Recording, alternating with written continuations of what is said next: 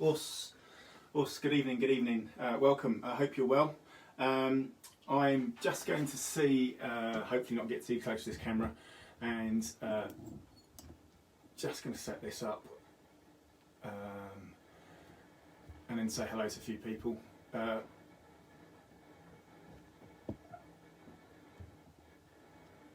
we go.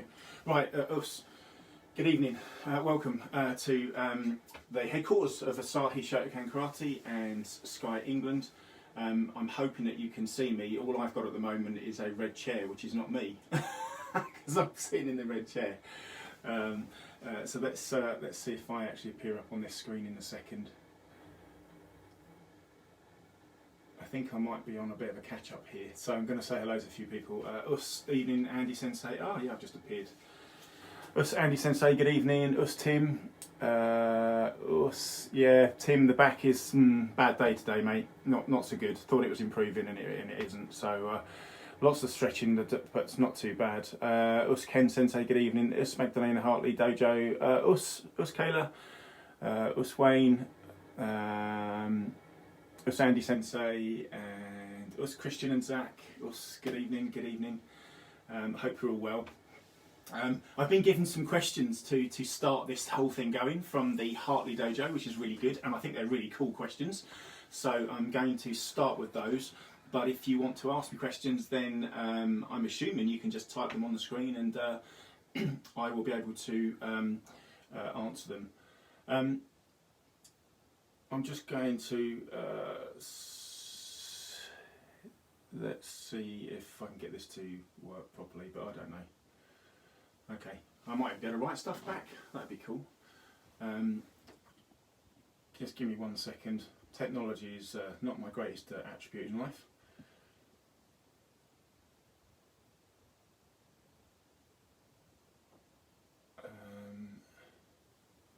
Okay. Right. My lovely wife is watching now, so she'll tell me if everything's going completely wrong. Welcome to the headquarters. The famous samurai helmet is up in the top corner there. Our certificate from Sandy community for our Asahi Dojo, and various other different things. You'll see license books, pictures of me. That's me and Akita Sensei in Sardinia from some time ago. Me and Suzuki Sensei from Japan. That was when I went to Japan in 2004. I went to the World Championships in Tokyo and then trained with Suzuki Sensei at Kanazawa's dojo in Kugahara, that's the place I was thinking of. This is where our logo comes from. So I had a Japanese calligraphy sensei make this for me. I think it must be about nearly 2 years ago.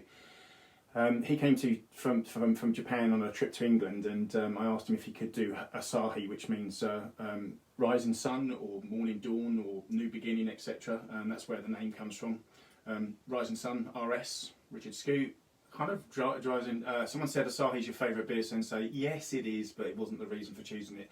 I'd thought about this long and hard for many years. And then this interesting wooden thing that you can see. I don't know if we can see that over there, but this tiger. My friend Maynard, who I went to school with and known for many years, he trained with me for quite a long period of time as well. He went into jiu-jitsu, so he's I don't know, probably 5th or 6th dan by now in jiu-jitsu. We've known each other pretty much all our lives, and he made that for me. He's an incredible artist. So I've had that for a very long time, probably 26 years, because I think he made it for my first dojo, if I remember correctly. Okay, so questions.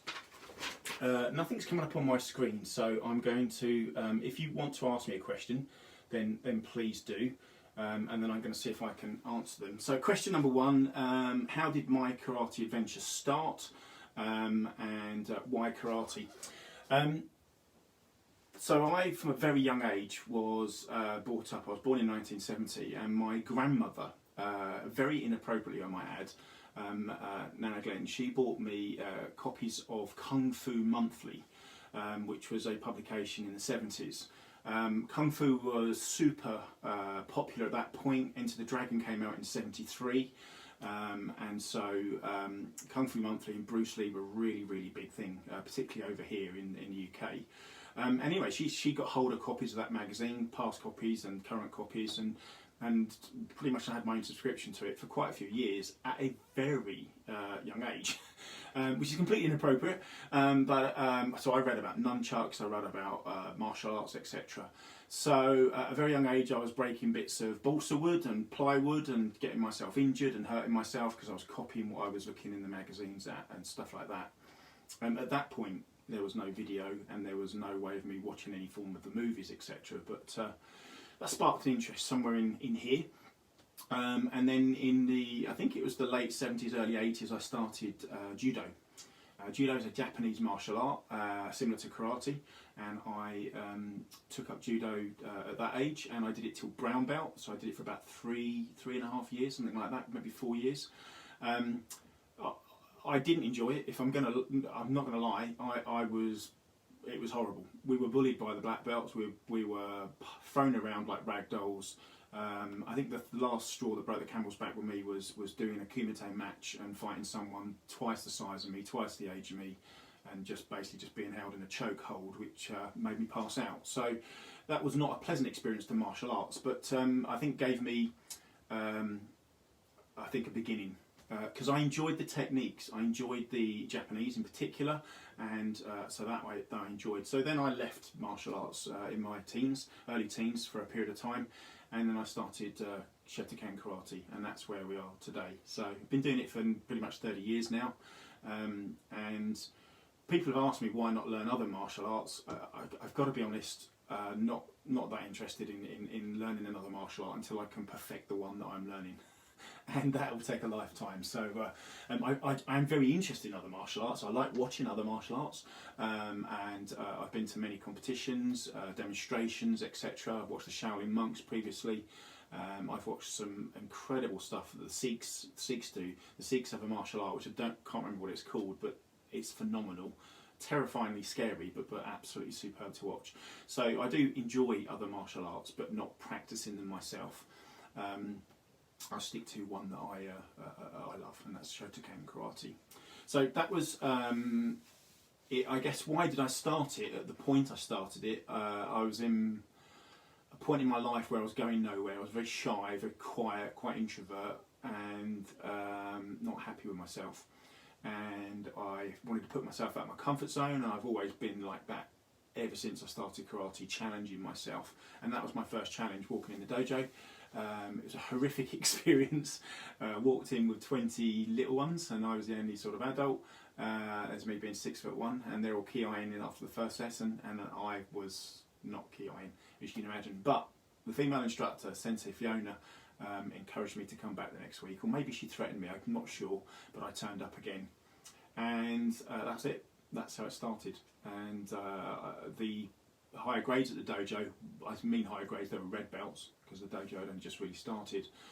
They were incredibly helpful and encouraging of me, and I was essentially adopted by two older members of the club, and they looked after me for a few years, built my confidence, took me to dinner and dances, took me to all those different things that I wasn't doing, and so they helped me overcome my shyness, dragged it out of me if anything. So yeah, let's have a look at some of these comments. See, Joe Alexander. Joe knows what I was very shy when I first started. I'm not like that anymore. Okay, I'm going to go back to these questions then and answer some of these questions that are on screen.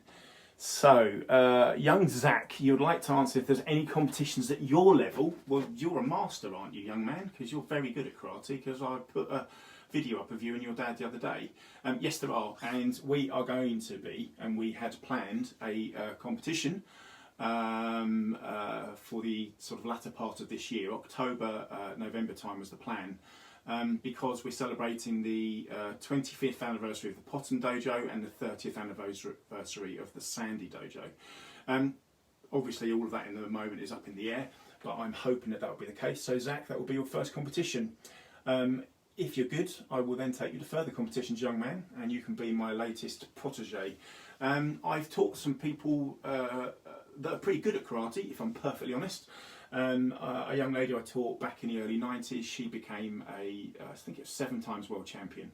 That was a privilege to teach her for a period of time. And a few other students that I've taught as well are also English national or world champions, which is pretty cool. I've met quite some nice people along the way. Okay, so thank you very much, Zach. Do I still have my copies of Kung Fu Monthly? Do I, Ek? No, I left those at my mum's at some point. She probably threw them out many years ago. What I do have though is about 50,000 copies of Shotokan Karate magazine, almost from the beginning, which I will be giving away in the dojo when we get back. Some of them are very old collector's editions. I've got stacks of them, so I will do that. Okay, what is your favourite character in Karate Kid? Well, it was always Mr. Miyagi. I love the Karate Kid. Again, that's probably one of those reasons that kind of made me think about karate in particular, and started my fascination of Japan. And so I like all 3 characters. I've met one of them in real life. I've met Johnny Lawrence, who is William Zabka, who was the baddie. So I met him last year, which was really cool. And they're actually rerunning on YouTube. They've done 2 series so far called the Cobra Kai, which is based on the original Karate Kid movies with the same people. So Daniel San is back in the dojo, Ralph Macchio. So Mr. Miyagi passed away some years ago. Can you believe it or not that I am older than Mr. Miyagi was in the very first Karate Kid movies? Pat Moriarty, who played the part of Mr. Miyagi, didn't age well, so I'm quite lucky. But I'm definitely older than him. He was in his 40s, I think, when he did the first movie. Anyway, movie buffs can find out the answer to that one. I'm a font full of rubbish knowledge, by the way, so hopefully we'll find that out. So yeah, Mr. Miyagi, favourite kid, Karate Kid character without a doubt. How much do you like the Karate Kid? Well, on a scale of 1 to 10, it's 10. You know, it's a great movie. I can't tell you how many times I've watched it, but it probably is on a par with Star Wars and Jaws, because they're my other 2 favourite movies. So I reckon it's probably, hundreds of times without a doubt. Hundreds and hundreds of times. Number 2 is quite good, because it's based in Okinawa. And number 3 is Pants. Number 4, they changed the lead character to a girl. That was actually quite a good movie from martial arts perspective, and then that was it. Okay, so would I recommend any beginners grades? Yeah, there's some really good books. I've got literally hundreds here. I'm trying to think. I really like Karate Stupid, which was written by Sensei Scott Langley, who is based, I think, in Ireland. And it's his journey in Japan of doing the instructor's course, which is phenomenal. I've read another story from another person who did an instructor's course. That wasn't the Shotokan one. I just thought that book was really, really good. He's brought out 2 books since. Karate Clever, that one there, okay, which I've just started, and that one there as well, which I've got to get to at some point as well. Another really good book is A Karate Story by Sensei Seamus O'Dowd. Okay, that's another good one. But for us, growing up and starting karate sort of in the late 80s, early 90s, the books to have were Beginner to Black Belt by Sensei John Van Wienen, because they showed all the basic moves, they showed all of the katas. Gusharan Sahota, who was one of his students, then brought out his own version of the books, a slightly more updated version in the early 90s. Those are very good. Because they're picture based, and I think you can kind of understand a bit from them. But the ultimate book to have if you're a Shotokan practitioner is Dynamic Karate by Masatoshi Nakayama sensei, who was the first true Japanese sensei from Tokyo. And I think that book is really, really cool. Difficult to get hold of and not cheap. It's expensive to buy online. I think if you can get hold of a copy, generally they're used copies. But have a look around. You'll be surprised what you can find on eBay and Amazon and places like that. So I hope that helps you sort of start your journey in terms of reading. Okay. Some of the instructors are remembering Fiona. Yeah, for me to go back in the dojo after a Fiona lesson is something, trust me. She was a great sensei. Okay, so possibility of other competitions with other local karate clubs? No chance. I'm going to explain that really simply. There are so many politics involved in English karate that it's a very difficult, challenging thing. We've tried to do this before. Our best chances with my great friends at the Bulldog Karate Clubs, because they would, I think, would be keen to join that sort of thing with us. So I think the best way to start is to do a sort of an Asahi Shotokan one, Sky England one. So we would involve obviously Brampton, Witchford and my 4 dojos. I think it's too far for Bradford and Morley to come down to, but they may be interested. They've certainly suggested so in the past.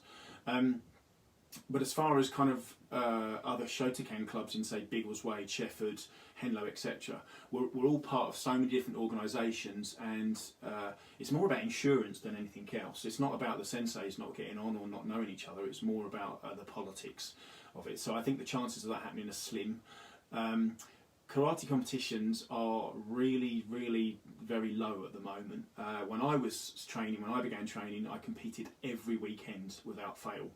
Pretty much. So I would be training for a competition every weekend. And I'd travel quite fast, and the majority of the time we'd go into London or go up north to Nottingham, Sheffield, places like that, Leeds. But in today's karate, far less competitions. You have to be part of a certain organisation to be able to take part. We are part of the AMA. That's who we're insured through and registered through with in terms of karate and martial arts in England. And they run some phenomenal competitions, and I used to take part in those and had a lot of fun with those. They're generally based in, for us, Nottingham and Sheffield are probably our best and nearest ones. I know they're quite far away, but they are very good. They're very well run, and I certainly have taken part in those and enjoyed them.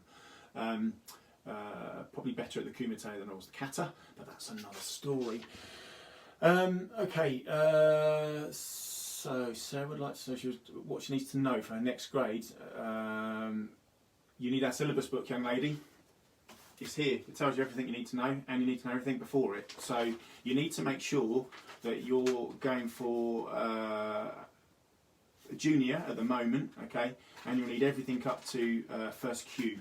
Okay, which is grading for first Q. So page 19, okay, is your grading syllabus, which is there, but you need to know everything prior to that. Okay, when we're back in the dojos, we can help you with that absolutely 100%. Why is everyone saying bless her to Fiona? Goodness me, she's the scariest karateka on the planet. Can you be good at kumite without being naturally good at fighting, or is it just the mindset? That's a great question, Wayne. Well, I can assure you, young man, I was not a natural fighter. I had hit one person in my life, I think, apart from my brother and sister, obviously, because that's natural and a done thing. But I was not a natural fighter, and I didn't know I was any good at fighting because I'd never really had any fights. The only person I'd ever punched was a friend of mine. We were 13 or 14, and he'd hit me probably 20, 30 times before I finally hit back.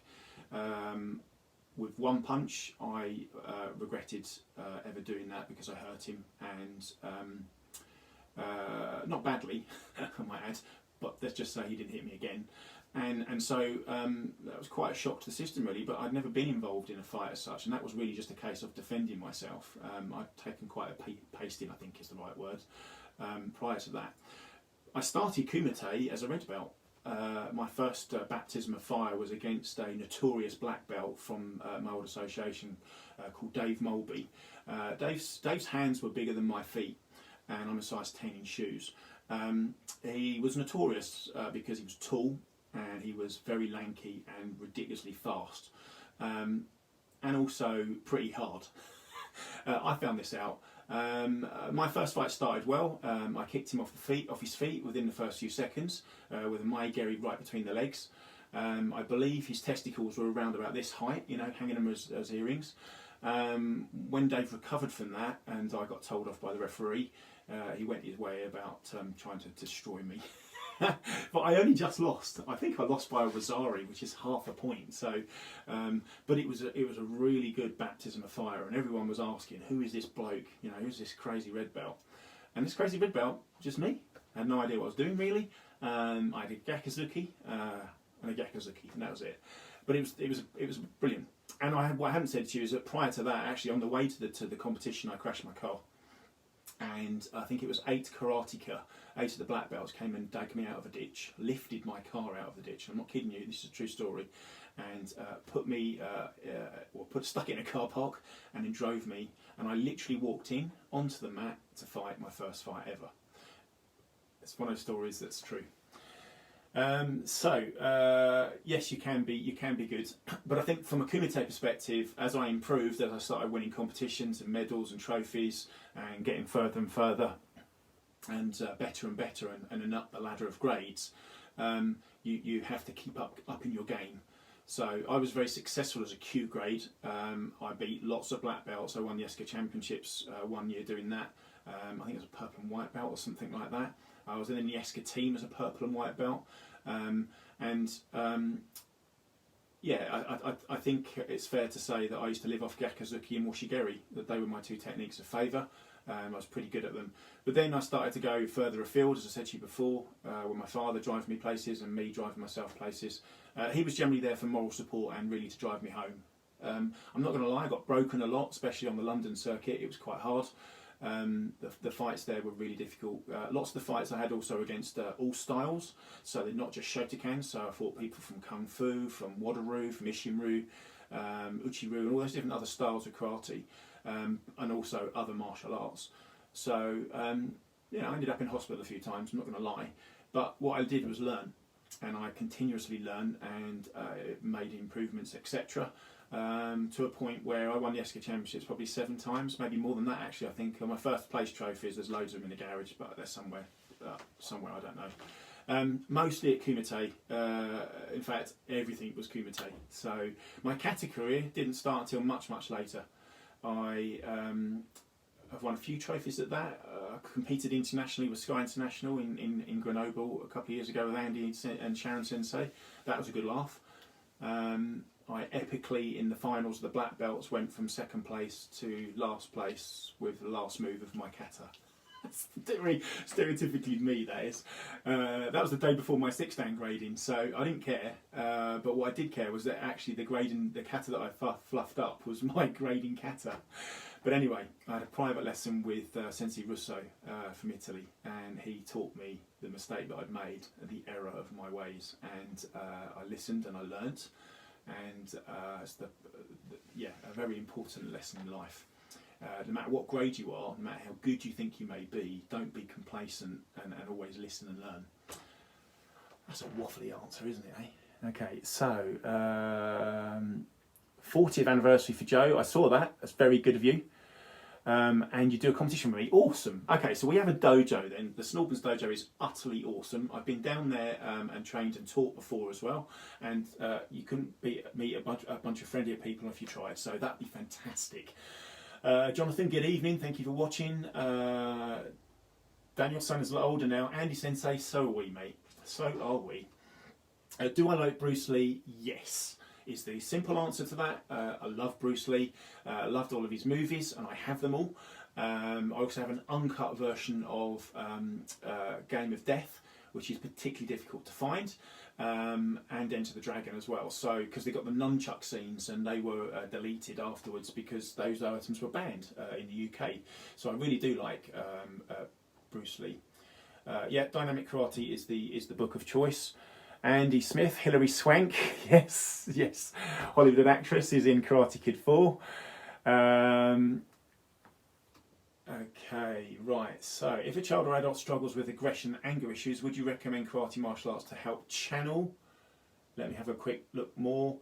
Help to channel that, or would this be something to avoid? No, I take on anybody. So people need to be understanding that since I've been working in school, which is 13 years now, I work with lots of children with additional needs and special needs, and I am very much an advocate and promote it strongly that we will accept anybody into our dojos, and we've had incredibly aggressive young people come into the class, not just boys but also girls, who have been bullies at school.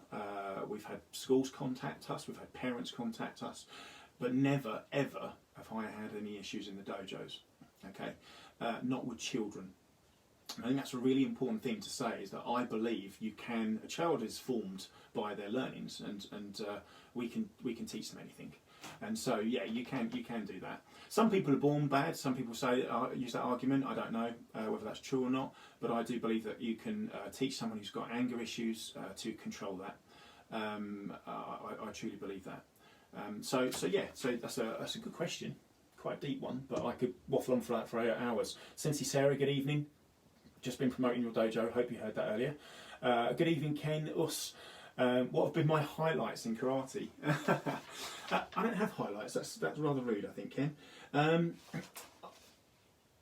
Okay, so the best things for me, passing my black belt eventually because I failed it first time. I think winning my first competition because I never thought I'd never do that, and I did. And I beat a lot of good black belts on the way to do it. Coming back from breaking my leg, which was a horrific injury. I was told I wouldn't even walk straight properly again when it happened. It was in a kumite match 1 week before I was taking my knee down grading, and it was the second time that my lovely wife Debbie had watched me doing karate. The first time she watched me, I had my nose broken in 7 places, which was painful. Must show you the pictures of that because it's pretty grim. And then my next fight, I got to the semi-finals, the championships, and fought a student who was one of my own students, actually, beaten him many times. I think in the back of my mind I still had my nose, the fear of it being broken again, and I knew that he was a hard man to fight. And we both went in together, strong my geris to start the match off, and his leg was stronger than mine. Needless to say, I now walk around with 2 metal rods in my leg and a lot of extra metal work holding it all together with bolts and stuff. So I think it was a big achievement for me to come back and pass my knee down grading whilst my leg was still broken. How did I do that? Well, my tibia had a metal rod in it. My fibula was still sticking out of my leg and still broken. We didn't know that. I've been walking around for a year and still practicing karate with it out of place. So I took my second down grading. I broke my big toe in the process when I was doing the makiwara training, the pad training. I didn't know that because I had no feeling in my leg whatsoever from below the knee because all my nerve endings had been severed. And I still passed my knee down.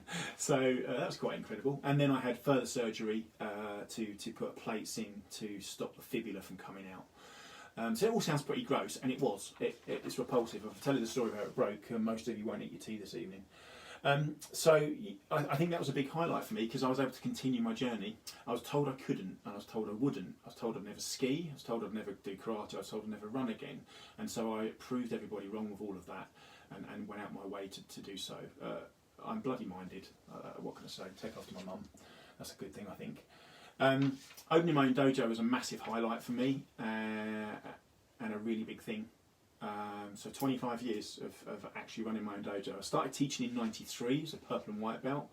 I took over the Sandy dojo, I think, in '97 from Sensei Nursey, and then followed after that Clifton and Gamnigo, as you all know. Travelling to Japan was a big thing, Ken. I first went in 2004, and I was allowable to train with Kanazawa Sensei's dojo in Kugahara, which was a phenomenal experience for me. To go to the world headquarters of one of the most iconic Japanese sensei was wonderful. I thoroughly enjoyed my training there.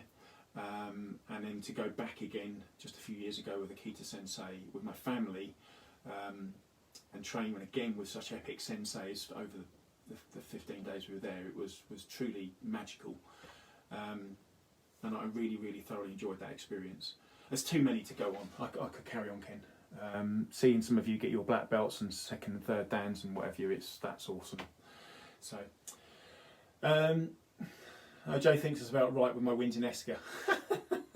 Doesn't matter, I don't care. My best fights, by the way, were the ones that I lost. No, I can't remember the ones that I won. I just won them, didn't I? got another trophy, got another medal. You don't remember those. Honestly, you don't remember those. The ones that you remember, the ones that you lost, because you're trying to work out why you lost it. And I still have dreams about some of those. Oh, definitely. That's a good thing. My mum said you would like Bruce Lee. That's right, Kaylee, your mum was right. Yeah, well, he was probably the person that started me to get into all of this. Regarding his moves, the famous 1 inch punch, I can't quite do 1 inch, but I can do 2 inches. Good evening, Sensei Sharon. Oh, hang on, here we go.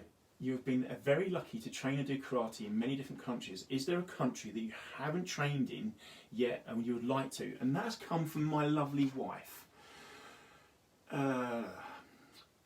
Where would I like to train that I haven't trained? I'd probably like to go to Okinawa, which is the island, it's off of Japan, it's where Shotokan came from originally.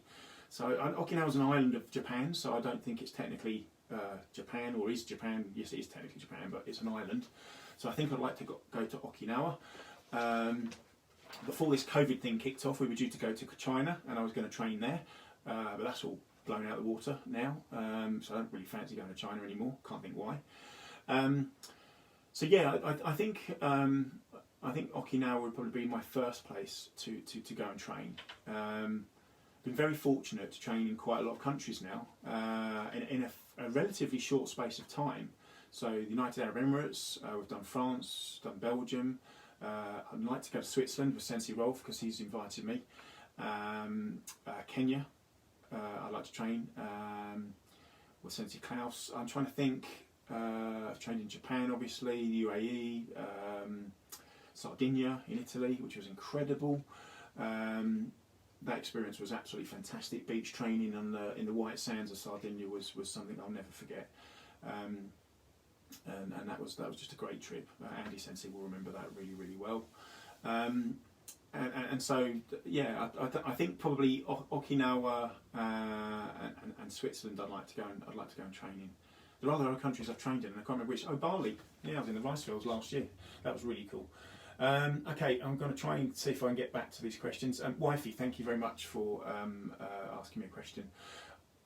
I'm just going to say that everything I've done in karate since I was 27, which is a long time ago now, has been with the support of my beautiful wife, Debbie.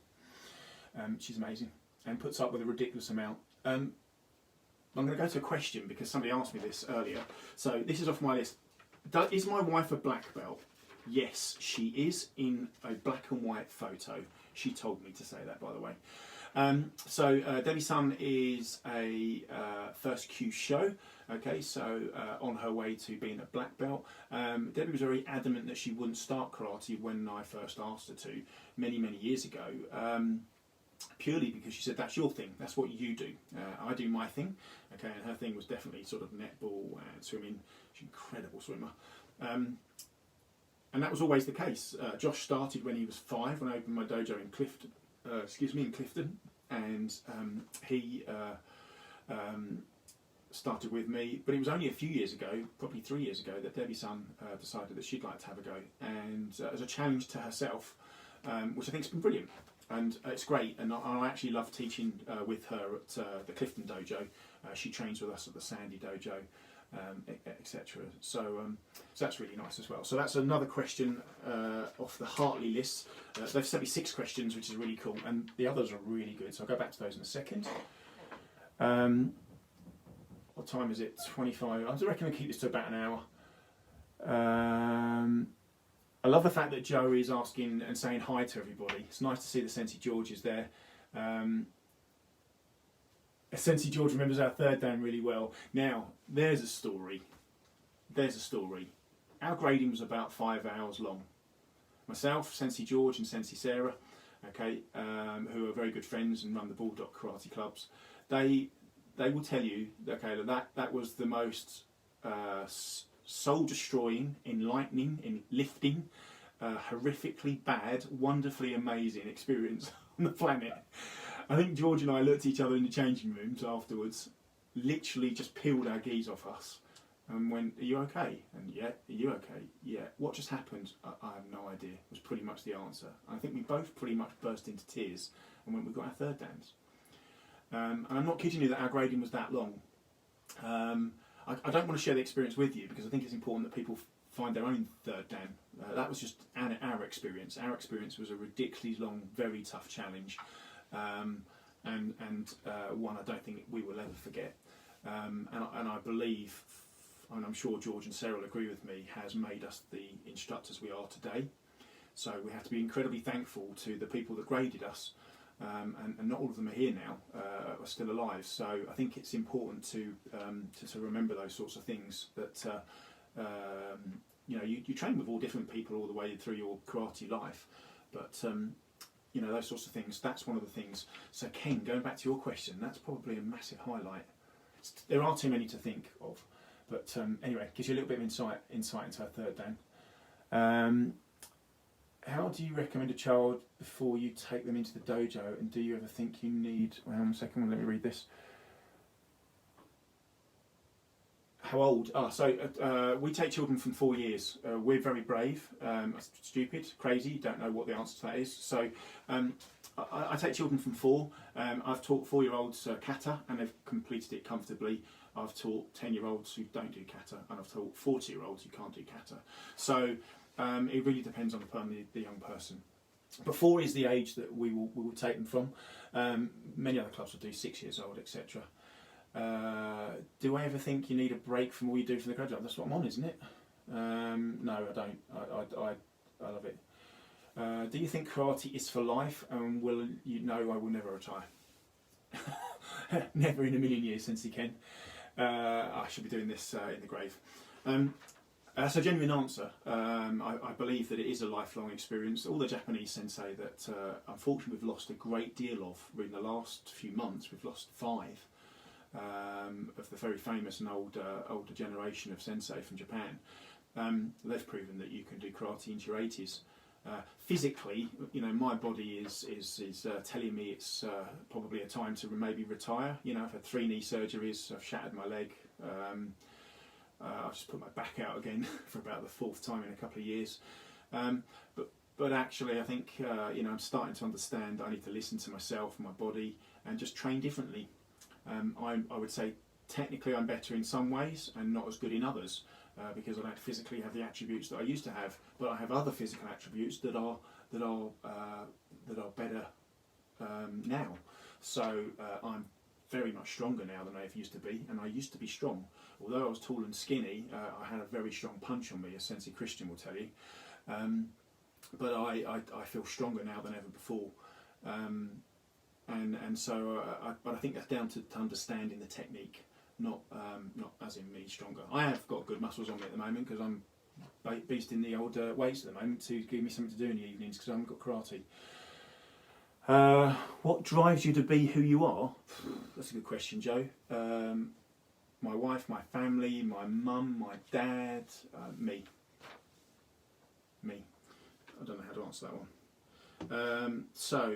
What's the biggest obstacle I had on my way to my black belt? Confidence. That's a simple answer, straightforward. Lack of confidence, lack of belief. Even now, Debbie will tell you this, and I put my back out the other day, last Monday, doing kata videos to try and help you do kata at home. And I'm not a perfectionist, I never have been. I've always been happy with not being a perfectionist, but I like to do things in a way that I think they're going to work for other people. So I always have the students' mind in my mind, if that makes sense. I don't think from a black belt. When we were creating our sets for Kionippon Kumite and Juppon Kumite, the black belts came up with some incredible ideas for sets. And I said to them, you're all thinking about yourselves, you're thinking as black belts, you must think as a white or a blue or as a red or an orange belt. You must think of the belts that we're aiming this at, not us. So I always try to think about that. And what I did in the garden, because I've been trying to sort this out for ages, is trying to get it so that it would help you. I've seen other senseis, particularly at the moment in lockdown, do kata and sort of shorten their stances completely so you don't know what they're doing, or shuffling to fit in a corridor or a front room. And a black belt will understand that, and somebody who's been training for a long while will understand that, but actually a beginner won't, and a beginner they'll confuse them more. So I took to the garden, did 3 katas front and backwards. I'm not going to tell you how many takes it took, but it was a few. Stumbling on stumps in the grass and stuff like that, and just generally getting annoyed at myself for not being as good as I thought I could be. Quite difficult. Quite difficult, but we've put 3 videos, we're not quite 3. So I think the confidence is still not there. I think Sensei Mark and Sensei Andy will still tell you and still tell me off for doubting myself. I tend to, what's the word? I don't value myself as being that great. If you ask me to put me in a fight with somebody in terms of spirit, I don't think anyone will beat me. I don't think there's a person on the planet that can do that. Technique-wise, yeah, definitely. Okay, how old was my oldest student to start karate? Now, there are going to be a few of my instructors that are a little bit worried about the answer to this one. I honestly, I don't know, because I've trained with people in their 60s and 70s. I've trained with a Japanese sensei who was, and I mean trained with him. He was 79. He looked 50, but that was in Japan, and the first time I went. And I've trained with people definitely in their 60s and 70s, without a doubt. For that reason, again, I think it goes back to the previous question about age. It doesn't make it, it's immaterial. Starting wise, I've definitely had people in their 50s start karate. There is no age that you can't start karate. Karate's there for everybody. You could be Colonel Tom. He's 100 years old. He could start karate tomorrow. Okay, age is immaterial because you do it at your level. Okay, the idea of karate is that we show people the way and they find their own way. What's the most frustrating thing my students do? Easy, same as me. Don't believe in themselves. They don't believe in themselves, and they don't believe that they can do maybe the techniques or the katas or things that we're showing them. So I think confidence is a big thing, and I think that's actually why a lot of people come into our dojos, is that they lack confidence. And I think that is a huge thing. Karate builds confidence, though. So the things I've done in my life since starting karate are incredible. My bucket list is complete. I have nothing left to do in it, and that's all because of karate. And I do genuinely put everything down to that building my self-belief and confidence. It builds a stronger mindset, so it's good for mental health, positive mental health. It's good physically, obviously. You meet other people. I don't think you're ever judged in the dojo where you are in many other martial arts and sports and stuff like that, and in other ways of life. You're accepted. There's a word, isn't it? So the dojo you're accepted, and I think that's really, really important. Is acceptance, which is why we say no to everybody. Don't say no to anybody. Words. I hope that makes sense. Interesting answer. And the last one from the Hartley Dojo: do I like Dragon Ball Z? Of course I do. So for those of you who are uninitiated, Dragon Ball Z is Japanese anime. My love of Japanese anime started actually about 6 years ago. So at my school I had this incredible idea of starting a club. One of my colleagues had said she was running an anime club and she was leaving the school and said, would you mind taking it over for me? And I went, no chance. I really got not interested at all. I said, and she begged me and begged me and begged me, and I was teaching her son's karate, so I thought, okay, I'll give it a go. So I said, rather than do an anime club, I'll teach a Jap fan club. And we have a Jap fan club at Stratton. It's been there for about 5 or 6 years, and I run it. And my aim was to be able to teach a bit of Japanese, talk about the culture, talk about visits there, everything about Japan. No, it's an anime club. It's an anime club run by students. I'm the adult in the room, and we watch lots of Dragon Ball Z, and and lots of other anime from various different studios. I'm not going to lie, some of it is weird, some of it is very weird, and some of it is very, very weird. But they love it, and I have probably 30 or 40 students every Friday lunchtime come and join me in the library, and we put on a movie of some description. I like Dragon Ball Z though. This particular character, Gohan, he was given to Josh from one of the young people that we met in Japan, in Gifu. And Josh made good friends with this young man, and it was lovely for him to give that to Josh. They're really expensive, so it's a lovely present. Okay, just quickly looking at a few other things. Us Rail, good evening. Us, welcome Belgium. It looks more like blooming people are just talking to each other. This is like an old ESCA, which is the English Shotokan Karate Association, my old association. It's like a get-together. It's lovely. It might be frowned upon by some people, but not by us. Okay, good. Just looking to see if there's anything. Okay. Aside from karate, does Japanese culture, language, or beliefs influence your life? My wife would tell you, yes, it does. Everything. Yeah, an awful lot. Down to the fact of what we eat sometimes. There's a bit of Japan everywhere in this house. There is a bit of Japan everywhere in this house, and I've been fascinated with the place for so long, and to have gone there twice, I think I'm just blessed. I feel very, very privileged to have gone twice, and visit different parts. So I've been to Tokyo, been to Osaka, Gifu, Nara, Yokohama, Kamakura, and it's been brilliant. It's been brilliant. In terms of the language, I'm not great at it. I'm very good with words, but in terms of building phrases up, Sensei Akita, I tried a few on it when I first met him, and he just looked at me, so I've never dared do it again. But I do like learning the language. I'm currently following and learning Japanese Con Lily, who Sensei Akita put me in touch with. So she has a YouTube channel, and she's based in Spain, I believe, but she's a Japanese lady who trains with the JKO, and she's teaching really good Japanese, and so I enjoy that. But we've got a part of Mount Fuji in our house. Can you believe it? Yes, I've got some rocks from Mount Fuji. We've got 1,000,001 chopsticks that are from Japan. I've got a samurai helmet, as you can tell up there. I've got various different dojo scrolls that I've got back from Japan when I first went in 2004. Yeah, I'd say the Japanese culture definitely influences our lives. I don't think I'm quite there in terms of whether I could live there or not.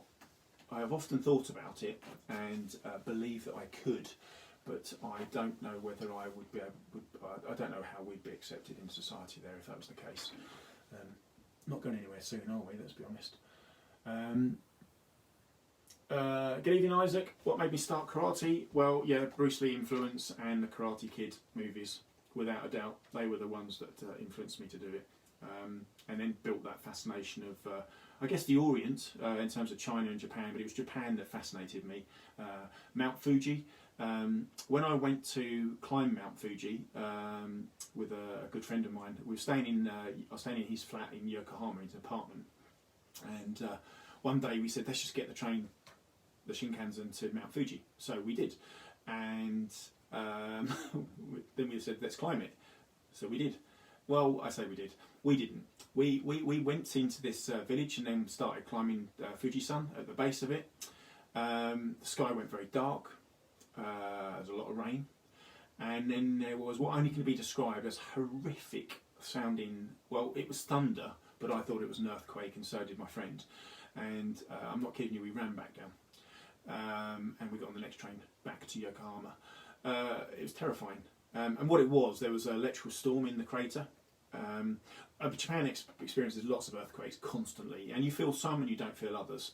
But this was very much feeling Mount Fujisan. and it's not dormant. It's an inactive volcano, so it still makes noises and things like that occasionally. But yeah, Massimo. Oh, Massimo is my great friend from Italy, and the only man in the world I know that can do a handstand on his head, okay, without his hands. It's incredible. I hope you're keeping well.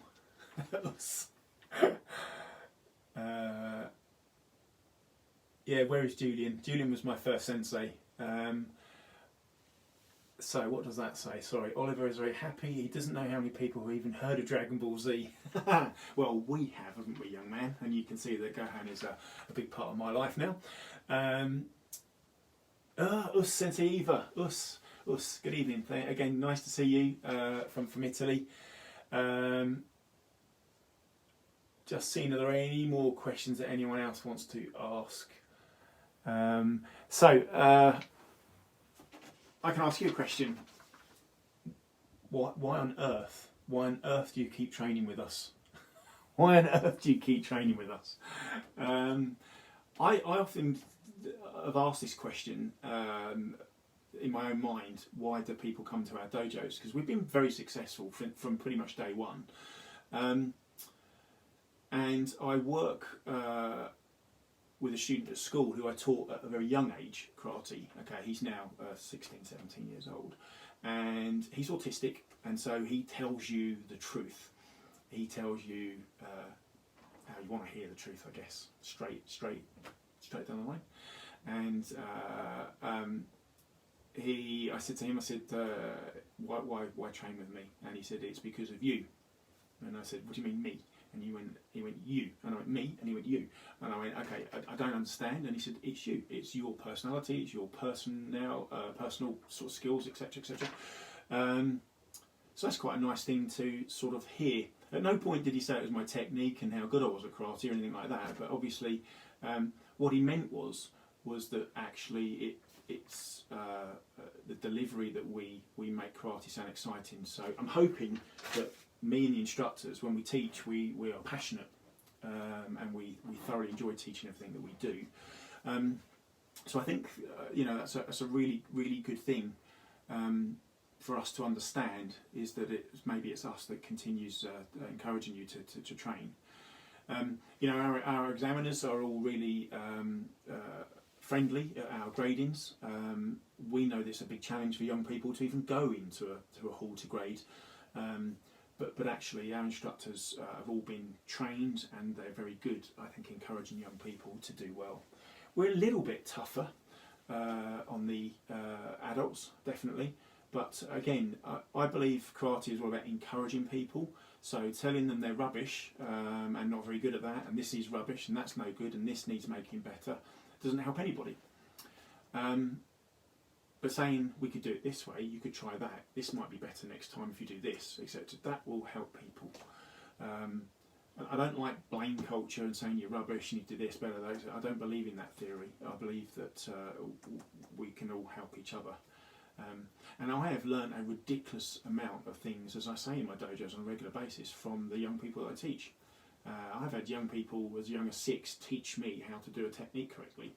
You can just see the way the hips rotating, okay, or their understanding of a technique, etc. So there's a lot of influence from them on me, without a doubt. And I don't just mean the juniors; I mean the adults as well.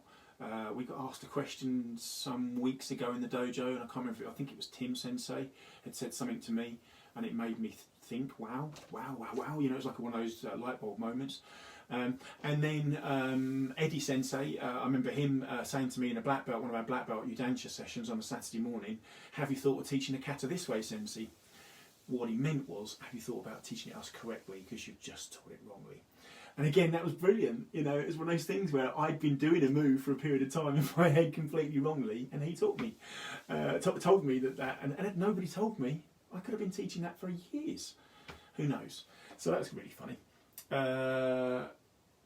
When you've taught me, you think outside the box and get us to think of enjoy. Yeah, that's my style. My style is definitely very much outside the envelope, or on the edge of the envelope. Keep it Shotokan. Okay, but expand your own mind. Don't be told by anybody you have to do it this way. My students will tell you, and my instructors more so, that I don't believe in being constrained.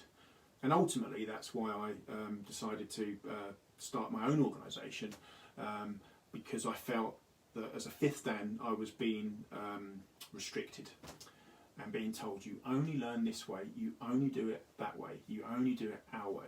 No, there are a million and one ways to do things. Okay, and being able to travel to Belgium and Italy and do things differently the way that they do, or France, okay, and wherever else I've trained, and other dojos I've trained in, you're expanding your mind. And to me, that's the whole point. And why we're here otherwise, you're learning all the time. So I think that's it. I come up with new concepts constantly. Andy Sensei will tell you that all my best plans and lessons within the dojo are done during Moksu. So if we have a long Moksu, then actually it takes me seconds to come up with an idea. And I like trying new things, and they don't all work. They don't all work, and you know, I don't mind admitting that. And I ask people to be honest with me and say, was that a good lesson or a bad lesson? It's why I keep asking for feedback when we're doing these online classes, because you know, I need to know whether we're reaching our audience in a good way or a positive way or a negative way. And none of us are too old to learn and change, are we? So it's getting up to 4 minutes to 7, so I think we're just going to have a quick look, see if there's any more questions.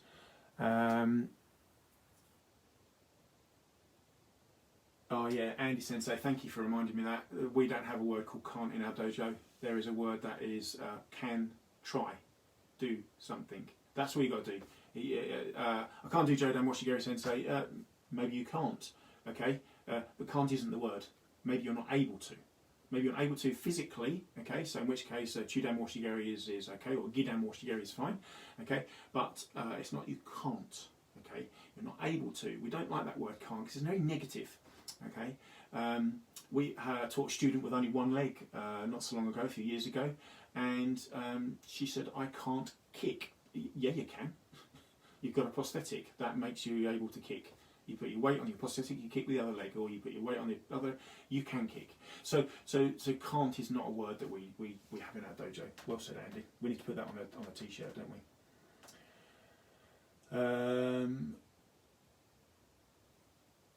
Okay, this is important. Sensei Wayne. My life turned around for the absolute best when you met me. Really? Come on, Wayne. You've met better people than that. But what he's saying is that you find somebody you connect with, and me and Wayne connect well, me and Andy connect well. Some people you connect with better than others, don't you? I connected with my sensei when I started karate really well, and when you make that connection with somebody else, okay, it's a big thing, and you look up to them, don't you? And you maybe aspire to be them. And not be better than them, but to better yourself. So we always say in our dojo, you're not trying to beat your opponent, you're trying to beat yourself all the time. You're not trying to be better than your opponent, you're better in yourself. So I always say to people, when you look at your opponent, you look at your better self. So in other words, if they're doing something that is better than you, that's what you want to become. You want to be better than yourself. So I hope that makes sense. Yeah, I think that's pretty much it for this evening in terms of questions. Where are we going in the future?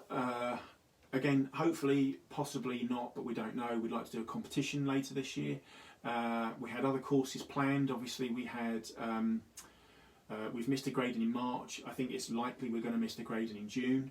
What I can assure you that as soon as we're allowed back in the dojos, we will have a grading very quickly. And I don't want anyone to be fearful of that grading because you may not have trained for a while, etc. We are going to do a different type of grading to get people back in the dojos and get them back moving into karate.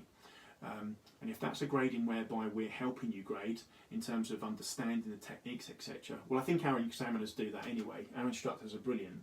Okay, their gradings aren't just sitting there with their arms folded and expecting students to do stuff. They're up out of their chairs and they're showing and demonstrating what we would like to see.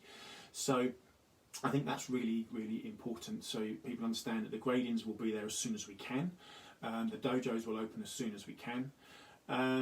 Other plans, beach training is still planned for September at Holcombe Beach as per normal, hoping that will go ahead, and so then followed by the September grading.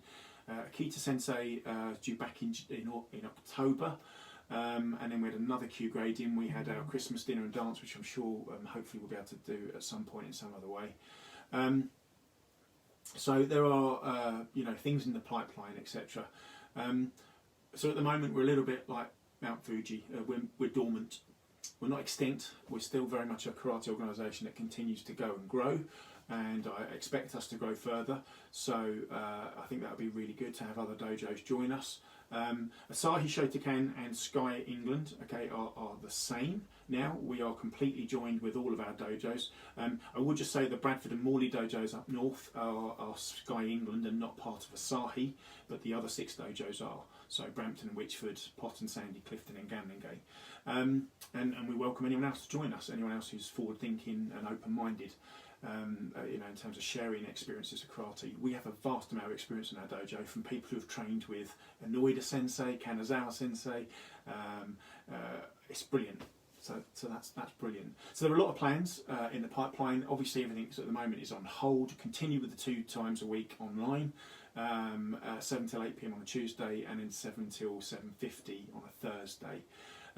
Can do another Q&A if you want to do that. We could do a Zoom session. I've done a couple of Zoom sessions with some of the higher grades, which have been fun. I don't have a laptop that I can use, so I'm using 2 iPhones at the moment as my sort of camera set up. So that's why I keep having to scroll up and down. It opens to suggestions, but I can't do a lot else at the moment without a laptop.